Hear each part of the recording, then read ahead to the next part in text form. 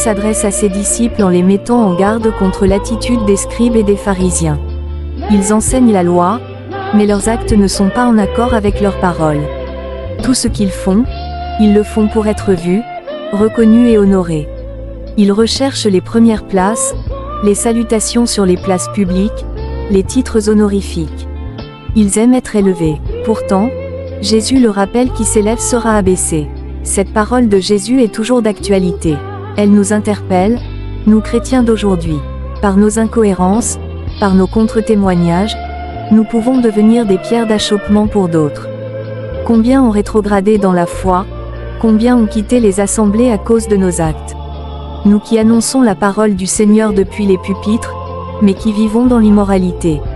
Nous qui chantons les louanges de Dieu, portant le titre de chantre, mais dont le cœur est prisonnier de l'adultère. Nous qui dirigeons des communautés chrétiennes, mais qui détournons les biens confiés. Nos actes parlent plus fort que nos paroles. Ce que nous vivons a plus d'impact que ce que nous proclamons.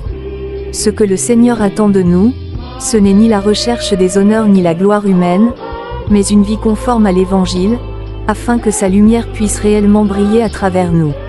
Cependant, Jésus nous invite aussi à ne pas fixer nos regards sur les fautes de ceux qui annoncent l'Évangile au point de nous éloigner de Dieu ou de l'Église. Il nous appelle à prier pour eux, à prier pour l'Église, corps du Christ. Car l'ennemi ne vient que pour voler, détruire et diviser. Écoutons donc la parole de Dieu, même lorsqu'elle est portée par des instruments fragiles.